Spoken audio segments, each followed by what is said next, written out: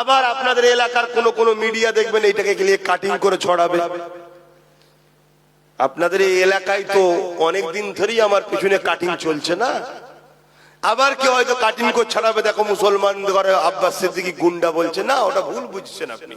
আপনাদের ঘরে প্ল্যান মাফিক বানানো হয়েছে, আপনাদের থেকে শিক্ষা কেড়ে নিয়েছে, আপনাদের থেকে সবকিছু কেড়ে নিয়ে আপনাদের ঘরে আজকে জালিম নেতারা তাদের দলের ক্যাডার গুন্ডা বানিয়েছে। কথা কি খারাপ লাগছে? কিন্তু মনে রাখবেন, আজকে 200, 500, 1000 পাচ্ছেন, তার জন্য হয়তো করছেন, কিন্তু আপনার ছেলে হবে গুন্ডার ছেলে। একদিন এই এলাকাগুলো রেড জোন হচ্ছে, মুসলিম এলাকাগুলো রেড জোন হচ্ছে। গুগলে গিয়ে সার্চ করে দেখবেন, মুসলিম এলাকায় ক্রাইম বেশি, মুসলিম এলাকায় নেশা বেশি, মুসলিম এলাকায় অত্যাচার বেশি। এসব গুগলে সব ডাউনলোড হচ্ছে। কারা করছে? যারা আপনাদের ঘরে গরিব বানায়, গুন্ডা বানায়, নেশাখোর বানায়, তারাই ডাউনলোড করছে। করে এটা পৃথিবীকে দেখানো হচ্ছে। একদিন জাতীয় সংঘ তার কাছে খবর যাবে, কাল যখন আপনাদের ঘরে স্প্রে করবে, AK-47 দিয়ে মারবে বা বিভিন্ন জায়গায় আপনাদেরকে শেষ করবে, তখন জাতীয় সংঘের কাছে এরা বলবে, দেখুন রিপোর্ট, ওরা সমাজ বিরোধী, ওরা ভালো লোক নয়, এজন্য মেরে দেওয়া হচ্ছে। তখন আপনাদের পাশে পৃথিবীর আর কেউ দাঁড়াবে না। যে কোনো জিনিস একদিনে হয় না, এই প্ল্যান অনেক দিন থেকে চলছে। তাই আব্বাস সিদ্দিক আপনাদের একটু বুঝাতে চাইছে, কারো হয়ে মারপিট করো না, কারো হয়ে খুন করো না, কারো হয়ে দলবাজি করো না। সামান্য পয়সার জন্য তুমি তোমার বাচ্চার শুধু ভবিষ্যৎ করছো না, তোমার দিনের গায়েও দাগ লাগাচ্ছ। এই যে আজকে বলে গেল তোমাদের 24 পরগনার ভাটপাড়ার মাতালটা জালিম, কি বললো? ইসলাম নাকি রেপ করা পাপ নয় বলছে। কি করে বলছে কথাটা? এসব পরিকল্পনা তৈরি হচ্ছে তোমাদেরকে মিটিয়ে দিবার, নির্মূল করে দেবে। তোমরা ভাবছো আমরা ছেড়ে দেবো নাকি? কি করতে পারবে বলো তো? কি করবে তোমরা? কে আছে তোমাদের পাশে বলো? আমি দুনিয়াবি খেয়ালে বলছি, আল্লাহ তো রসুল রয়েছে আলহামদুলিল্লাহ, কিন্তু আমরা কি আল্লাহ রসুলের হতে পেরেছি? আল্লাহ রসুল মদ বন্ধ করেছে, আল্লাহ রসুল রেপ বন্ধ করেছে, আল্লাহ রসুল খুন বন্ধ করেছে, আল্লাহ রসুল জুলুম বন্ধ করেছে। আমরাই তো মদকে প্রতিষ্ঠিত করছি, আমরাই তো খুন জুলুম অত্যাচারকে সমাজে প্রতিষ্ঠিত আমরাই তো করছি। তাহলে আমাদের সাথ দেবে কেন বল? ভুল বুঝিনি আমার সোনার ভাইরা। তোমাদের এলাকায় কিছু কিছু মিডিয়া আছে, আমার আজকে কেটে কেটে কেটে কেটে কি ব্যঙ্গ করে, টোল করে, হাসে, খিলখিল করে হাসে। আমি আল্লাহ আছে, তুই হাসতে হাসতেই যাবি বাবা, আল্লাহ তোকে হাসতে হাসতেই নিয়ে যা। হাই রে হাই রে হাই রে হাই রে, একবারও ভাবছিস না যে কোথায় যাচ্ছে, আমাদেরকে কোথায় নিয়ে যাচ্ছে? যদি আমাদের দরদি হয় তাহলে আমাদের ছেলেদেরকে খাতা পেন দিয়ে শিক্ষিত করত, আমাদের ছেলেদেরকে চাকরি দিত। প্রত্যেকটা সরকারি দপ্তরে দেখুন তো আমাদের কেউ আছে? এই কথা বলে সব জায়গায় দেখুন, ইন্টেলিজেন্ট ডিপার্টমেন্ট সব দখল করে বসে আছে, আমাদের কেউ নেই। আমরা কি করব? আপনারা হয়তো কেউ ভাবছেন আমাদের জন্য দাদা দিদি আছে। হ্যাঁ, বলেছিল তো এসআইআর হতে দেবো না আমি বেঁচে থাকতে। এসআইআর হচ্ছে তো? উনি বেঁচে আছে না মরে গেছে? ওনার মুখে এখন কোনো কথা আছে যে চিন্তা করোনি এসআইআর হবে না? এখন কি বলছে? এখন বলছে সবার ফর্ম ফিল আপ না হলে আমি করব না। তার মানে আগে সবাই কর, আবার ক্যাম্প তৈরি করে করে এসআইআর করাচ্ছে। তাহলে কথা কিছু বুঝে আসছে মাথায়? কেউ আমাদের নাই, কেউ আমাদের নাই। যেন এসআইআর কথাটা এসে গেল, আমি আপনাদেরকে দুটোই কথা বিষয় বলে দিই। আমারও জানা ছিল না, অ্যাকচুয়ালি এই প্রথম এসআইআর হচ্ছে, এর আগে কখনো এসআইআর হয়নি। এই যে 8 বা 9 এর আগে হয়েছে, ওটা এসআইআর নয়, আইআর হয়েছে। এসআইআরটাই প্রথম হচ্ছে। আর এসআইআরটা কত ভয়ঙ্কর এটা আরো বুঝলাম বিহারে ভোটের পরে। কথা বুঝে আসছে? পুরো ঘোটালা হয়েছে, পুরো ঘোটালা। খারাপ লিখছেন না তো কথা বলছি বলে? কিন্তু আপনার উপায় কি আছে বলুন? ফর্ম ফিল আপ না করলেও তো উপায় নেই বলুন। এমনও তো হতে পারে যারা ফর্ম ফিল আপ করবে না 10 বছর পর তারা ফেসে যাবে। একটা কিছু আইন হবে যে এই দিনে যারা ফর্ম ফিল আপ করেছিল তারাই থাকবে, বাকিরা থাকবে না। আবার কি করবেন তাহলে? তাহলে ফর্ম ফিল আপ করতেই হবে না চা, আর না করে উপায়ও নেই। আর করে যে আবার কি হচ্ছে আল্লাহ জানে। এখন তো প্লেন জিনিস নিয়ে চলে এসছে, একদম সিম্পল জিনিস। দেখুন এটা আমার ফিল আপ করে পকেটে করলে ঘুরছি, জমা এখন দিইনি, আমি হালচাল আরো দেখছি। কেন? যে কোনো কাজে তাড়াহুড়ো করতে নেই।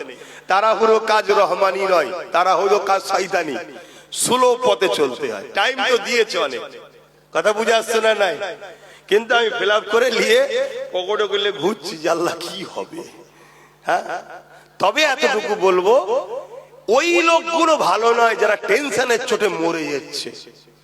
এত টেনশন কিসের? হ্যাঁ, এত টেনশন কিসের? কে মায়ের বেটা আছে আপনাকে ভারত থেকে বাদ দেবে? আরে কত প্রধানমন্ত্রী এসেছে মরে চলে গেছে, কত স্বরাষ্ট্রমন্ত্রী এসেছে সব শেষ হয়ে গেছে, কি বলে পদ থেকে চলে গেছে। ঠিক না বেটি? তুমি আমি জনগণ ছিলাম, আছো, থাকবো। এ দেশকে স্বাধীন আমরা করেছি। তুমি ওখানে বসে বসে কালকাটি মেরে থাকবো, যাবে? হয়ে গেল নাকি? আবার এই আমার বাংলায় পূর্ব মেদিনীপুরে ওই কমনাল, আগে ইফতার খেতে, এখন আর খাই না, দিন রাত ধরে বলছে 1.5 কোটি রোহিঙ্গা পাঠিয়ে দেবো, অমুক পাঠিয়ে দেবো। এটা বলানো হচ্ছে। কে বলাচ্ছে? যাকে ও রোহিঙ্গার ফুফু বলে। রোহিঙ্গাদের ফুফু কাকে বলে? সে বলছে বল, আরো বেশি করে বল, আমার পুলিশ তোকে পাহারা দেবে, 100 জায়গায় 200 পুলিশ দেবো, কেউ তোকে কিছু করতে পারবে না। তুই যত ভয় দেখাবি মুসলমান তত আমার কোলে আসবে। এসব চলছে সেটিং। আমি যেটা বলতে চাইছি, আপনারা একটু চোখ কান খুলে রাখবেন, ফর্ম ফিল আপ করবেন, জাননেওয়ালা লোক দিয়ে করবেন। এখন তো দেখছি শুক্রবারে আবার আমার বাড়িতে গিয়ে দরবারে গিয়ে ফর্ম ফিল আপ করছে, বলছে আমাদের করে দেন।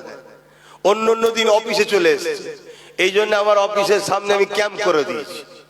কথা বুঝে আসছে যে প্রতি শুক্রবার দিন চলবে, যারা আসবে করে দেওয়া হবে। কেন? অনেক লোক একটু হলেও তো টেনশন হয় যে কি হচ্ছে না হচ্ছে, ভুল যদি হয়ে যায় বিপদ হয়ে যাবে। আরে কিচ্ছু বিপদ হবে না, কথা বুঝা, শত ঘাবড়াবার কিছু নেই।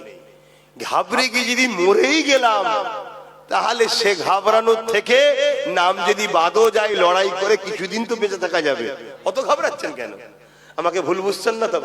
আমি চাই আপনার মূল্যবান জিন্দেগিটা কোন জালিমদের টেনশনে যেন মরে না যায়। এরা তো টেনশন দিচ্ছে মানুষকে পেরেশান করার জন্য। আমি আপনি কাগজ খুঁজতে পেরেশান, কিন্তু ওয়াকাফের কথা মনে আছে কারো? এই দেখেন ভুলিয়ে দিয়েছি। এ তো প্ল্যান, একটার পর একটা চাপাচ্ছে, আগেরটা ভুলে যাচ্ছে। তিলক তোমাকে রেপ করলো, তারপরে আবার একটা হলো, তারপরে আবার একটা হলো, তিলক তোমার বোনকে ভুলে গেলাম, তাকে ভুলে গেলাম। এখানে মারলো, আবার একটা হলো, তারপর তামান্নাকে মারলো, আবার একটা হলো, ভুলে গেলাম। ঠিক তেমনি ওয়াকাফটাকে ভুলাবার জন্য এটা একটা পলিসি হতে পারে না? পারে না? বলুন বলুন। মানুষ তো ওয়াকাফ ভুলেই গেছে, মানুষ শুধু কাগজ নিয়ে ছুটছে, কি হবে কি হবে কি হবে। তারপরে এই যে এসআইআর নিয়ে পেরেশান। আর একটা জিনিস চলছে আমার বাংলায়, খবর আছে কারো কাছে? বাংলায় নতুন ওবিসি বেরিয়েছে, নতুন ওবিসি কোটা যে চালু করেছে, একটাও মুসলিম ছেলে আজ চাকরি আর শিক্ষার জন্য সুযোগ পাবে না।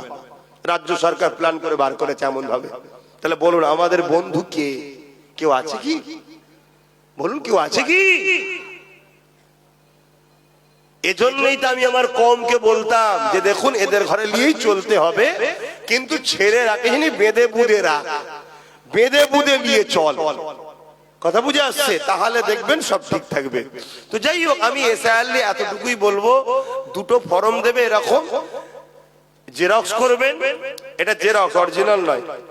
আমি অত কাঁচা কাজ করি নাকি অরিজিনালে ঘুরবো, পট করে হারিয়ে গেলে বিপদ হয়ে যাবে তো। এটা জেরক্স, কথা বুঝলেন? তা যদি কাটাকুটি কিছু হয় জেরক্সের উপরে হোক, কমপ্লিট হয়ে যাবার পর সেই ফাইনালটা তখন ওই অরিজিনালের উপরে করবেন।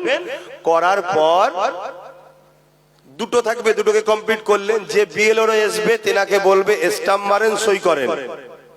একটা নিজের হাতে নেবেন, তারপর আর একটা দেবেন। দুটো একসাথে দেবেন না, যে একটা স্টাম্প মারেন আর সই করেন, দেন এটা এবার স্টাম্প মারেন, সই করেন, আপনাকে আমি দিচ্ছি, একটা ফটো তুলে রাখবেন।